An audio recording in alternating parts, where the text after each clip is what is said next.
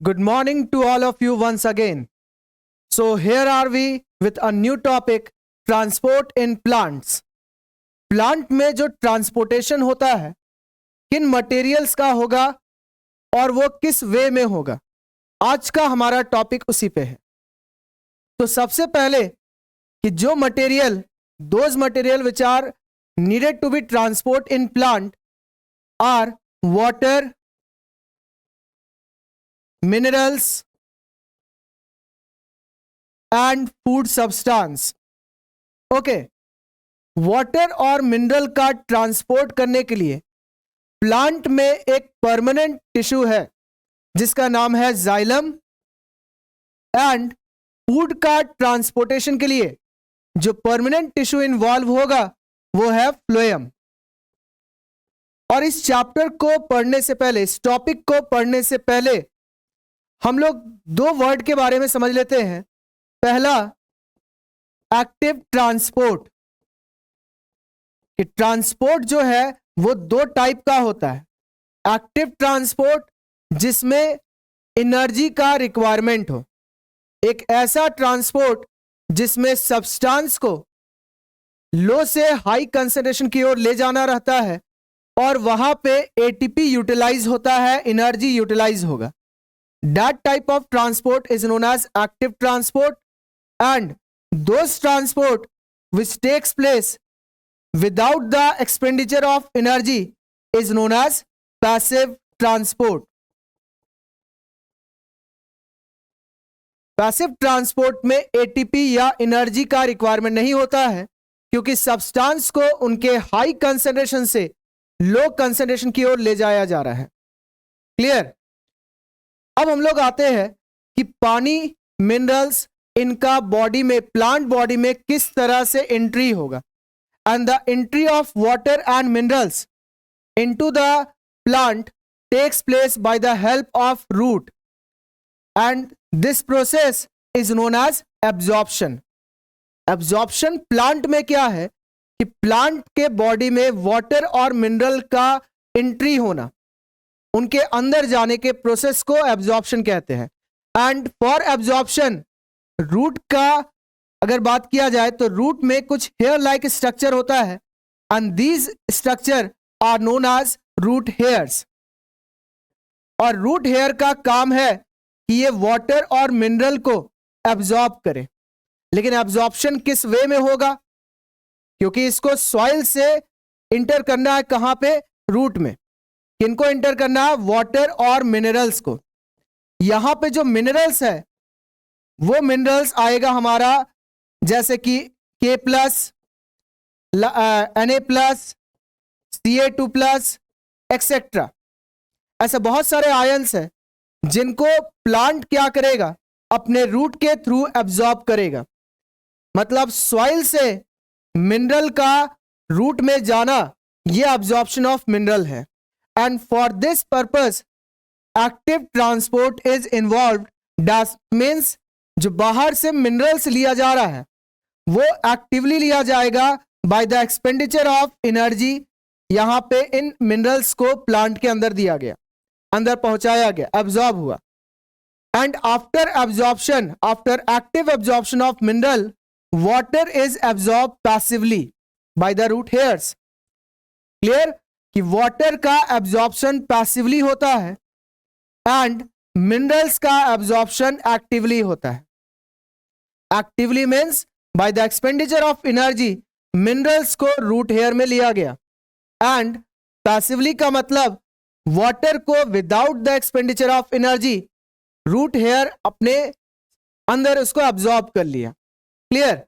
So by this way absorption of water takes place, and when water moves from higher concentration to lower concentration by passing through the cell membrane, it is called as osmosis। तो हम लोग ये भी कह सकते हैं कि water का एब्जॉर्प्शन पैसिवली एक प्रोसेस से हो रहा है which is known as osmosis। क्योंकि रूट हेयर जो है वो एक सेल का इलोंगेशन है, सेल का एक्सटेंशन है, और इसमें हम लोग को बाहर मेम्ब्रेन मिलेगा। और जब पानी इसके अंदर एंटर करता है तो सेल मेम्ब्रेन को क्रॉस करना पड़ता है। That's why this process can be called as osmosis. Clear? Osmosis का भी एक टाइप है इंडोस्मोसिस, जिसमें पानी सेल के अंदर जाता है, इसलिए हम लोग कहेंगे this type of osmosis is known as endosmosis. और एक ऐसा ऑस्मोसिस जिसमें सेल से पानी बाहर निकलता है, उसको हम लोग कहते हैं एक्सऑस्मोसिस। हमारा यहां पे क्या इन्वॉल्व हो रहा है? Endosmosis. So absorption of water takes place by this way. First, absorption of minerals takes place actively, then water is absorbed passively by endosmosis, by a process known as endosmosis. Clear? जब ये पानी अंदर चला गया root hair में, root hair से water enter कर जाता है एक ट्यूब में, जिस ट्यूब का नाम क्या है? जाइलम। और जो जाइलम है वो कुछ कंपोनेंट से बने हुए हैं। जाइलम का 4 कंपोनेंट है। First, xylem vessel, second tracheids, then xylem parenchyma and xylem fibre. इनमें जो वेसल्स एंड ट्रैकीड है, ये दोनों के अंदर में एक स्पेस है, एक ल्यूमेन है, जहां पे वाटर इंटर करता है। सपोज कर लेते हैं कि वाटर रूट हेयर के थ्रू यहां पे पहुंच गया, समझे? चारों तरफ से, क्योंकि रूट हेयर तो रूट में चारों तरफ से प्रेजेंट है। Root hair increases the surface area for absorption. ये बात भी याद रखना है कि why root hair takes part in absorption, as root hair increases the surface area of root, so they also increase the surface area of or absorption of water। समझे?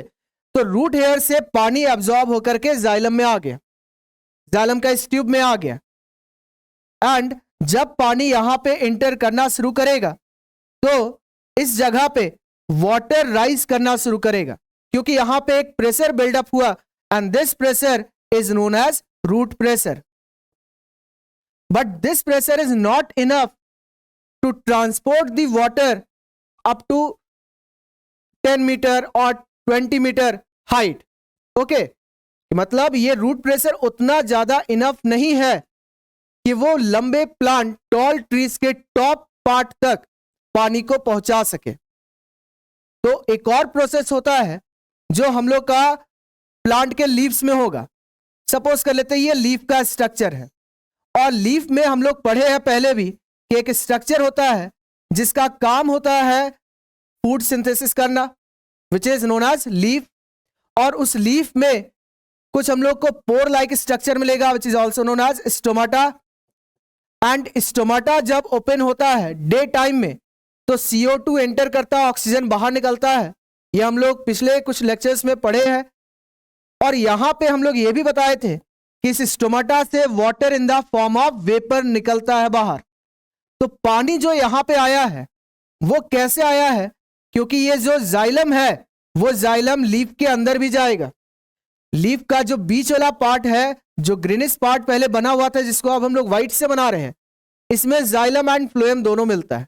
और इसी जाइलम और फ्लोएम का पार्ट से, मतलब ये xylem जो है वो स्टोमाटा तक यहां भी पहुंचेगा। तो जिसमें पानी पूरा फिल्ड है, वहीं से वाटर का लॉस हुआ, तो यहां पे वाटर कम हो गया। ऊपर का पोर्शन में वाटर कम हुआ और इसके पहले वाला पोर्शन में वाटर ज्यादा था। और पानी अपने हाई कंसंट्रेशन से लो कंसंट्रेशन की ओर मूव तो करता ही है। तो हम लोग कहेंगे कि जब यहां पे water in the form of vapour बाहर निकल रहा है, तो पानी जो है ऊपर की ओर पुल होता है, and the process by which water vapor is lost from the stomata is known as transpiration, and due to this transpiration a pull is created which is known as transpirational pull। तो पानी का transport 2 method से होगा, 2 process से होगा, या 2 factor कह सकते हैं। First one is root pressure and second one is transpirational pull. Root pressure is created by the absorption of water by the root hairs, and transpirational pull is created by the loss of water vapor through stomata। and इन दोनों के मदद से पानी each and every part में transport किया जाएगा। Clear है कि वाटर का ट्रांसपोर्ट अगर करना है तो ये 2 फैक्टर से होगा, पहला रूट प्रेशर एंड दूसरा ट्रांसपिरेशनल पुल। क्लियर? पानी का एब्जॉर्प्शन जहां जहां होगा तो उस पानी के साथ में मिनरल्स भी जा रहा है। यह भी याद रखना है कि water is not transported alone, water is transported along with the minerals. Clear? हमारा जो फूड है जो कहां पे सिंथेसाइज होगा, तो लीफ में, और जस्ट अभी बताया गया कि लीफ का जो बीच वाला पार्ट है जिसको मिडरिब कहा जाता है, उसमें जाइलम एंड फ्लोएम दोनों मिलता है। This is known as midrib, और इसमें हम लोग का जाइलम भी मिलेगा और फ्लोएम भी मिलेगा। ठीक है? और इसी जगह पे, इसी लीफ के सेल में ग्लूकोज बनता है। यहां पे हम लोग का फोटोसिंथेसिस हो रहा, ग्लूकोज का सिंथेसिस हुआ। क्लियर? और ये ग्लूकोज को जब एक पार्ट से दूसरे पार्ट में पहुंचाना है, फूड का ट्रांसपोर्ट करना है, तो ग्लूकोज डायरेक्टली ट्रांसपोर्ट नहीं हो सकता है। इस ग्लूकोज का जो फॉर्मूला C6H12O6, इसको पहले कन्वर्ट करके बनाया जाता है सुक्रोज, और ये नाम भी हम लोग पढ़े हैं पहले डाइजेशन वाले टॉपिक में। ये सुक्रोज का जो फॉर्मूला है वो भी हम लोग याद रख सकते हैं, C12H22O11। क्लियर? तो सुक्रोज को बनाया जाएगा, पहले ग्लूकोज को कन्वर्ट किया गया सुक्रोज में, and now this sucrose moves into the phloem. Clear? अगर हम लोग फ्लोएम को भी यहां बना ले, ठीक है, सपोज कर लेते हैं कि हम लोग का ये फ्लोएम है। क्लियर? ये फ्लोएम है और इसमें हम लोग को फूड ट्रांसपोर्ट करना है। ये फ्लोएम इससे भी जुड़ा हुआ है। ठीक है? फ्लोएम के ऊपर भी जाना है, फ्लोएम को किसी दूसरे पार्ट में भी मूव करना है। ठीक है? मतलब यहां पे जो फूड सिंथेसाइज हुआ है उसको हर एक पार्ट में पहुंचाना है, अपवर्ड डायरेक्शन में, डाउनवर्ड डायरेक्शन में।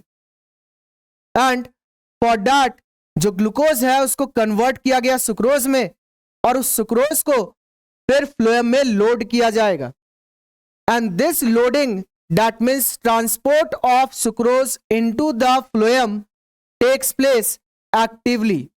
एक्टिवली का मतलब यहां पे भी by the use of energy sucrose को फ्लोएम के अंदर भेजा गया। फ्लोएम का भी 4 पार्ट है। पहला phloem fibre, phloem parenchyma, sieve tube cell and companion cell.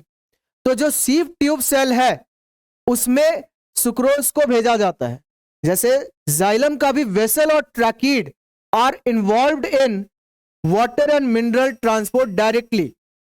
Similarly phloem का भी जो सीव ट्यूब सेल्स है या सीव ट्यूब है वो इन्वॉल्व होगा सुक्रोज का ट्रांसपोर्ट के लिए। And transport of sucrose from the leaf to the sieve tube takes place actively. और जब एक्टिवली यहां पे हमारा सुक्रोज पहुंच जाएगा इसमें सीव ट्यूब में, तो उस सुक्रोज को अपवर्ड डायरेक्शन में भी भेजा जाएगा, डाउनवर्ड डायरेक्शन में भेजा जाएगा। अपवर्ड डायरेक्शन में अपर ब्रांचेस को, डाउनवर्ड डायरेक्शन में लोअर ट्रंक को एंड रूट्स को, और साइड वाले डायरेक्शन में भी भेजा जाएगा। जहां पे भी उसका रिक्वायरमेंट है वहां पे ट्रांसपोर्ट किया गया। क्लियर? और जब उसको मान लो कि रूट में, इसको मान लेते हैं कि रूट में जाकर के स्टोर होना है, वहां पे यूटिलाइज होना है, तो सुक्रोज जब पहुंचता है रूट के पास जहां उसको यूटिलाइज होना है, जहां उसको एनर्जी के लिए यूटिलाइज होना है या तो स्टोर होना है, तो उस जगह पे ये जो हम लोग का सुक्रोज है वो बाहर निकल आता है। ठीक है? कहां पे? तो रूट में। मान लेते हैं कि ये रूट वाला स्ट्रक्चर है, और इस रूट में जब सुक्रोज आया तो ये सुक्रोज को कन्वर्ट किया जाएगा अगेन इनटू ग्लूकोज। एंड अगर इस ग्लूकोज का यूटिलाइजेशन करना फॉर एनर्जी, तो वहां पे ही इसका एरोबिक रेस्पिरेशन किया जाएगा और एनर्जी ऑब्टेन कर लिए। लेकिन अगर इस ग्लूकोज को स्टोर करना है, then glucose is stored in the form of starch. Clear? So by this way food is transported in plants. Food का ट्रांसपोर्टेशन किसके थ्रू हो रहा है? फ्लोएम के थ्रू। फ्लोएम में भी मेन कौन कंपोनेंट में हो रहा है? Sieve tube cell. एंड जो ट्रांसपोर्टिंग मटेरियल है वो ग्लूकोज नहीं है, वो क्या है? सुक्रोज। तो यहां से भी हम लोग का एक क्वेश्चन बनता है, in plant food is synthesize in which form? तो glucose. In plants food is transported in which form? Sucrose. And in plant food is stored in which form? Starch.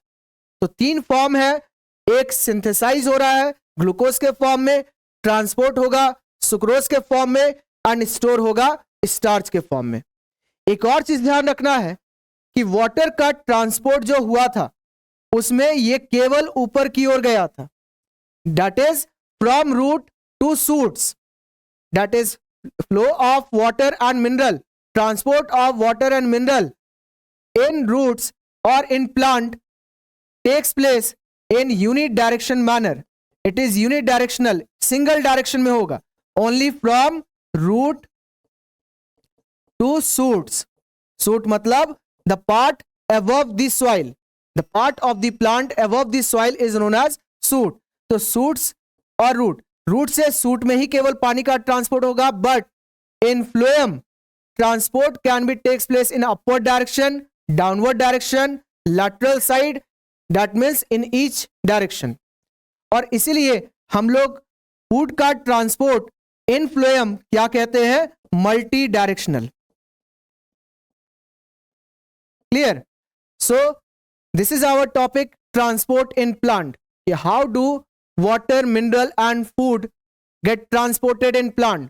Water and mineral are transported by the help of xylem and transport of food takes place by the help of phloem. So आज के लिए हम लोग इतना ही रखेंगे। Thank you. Next video में दोबारा मुलाकात होगा।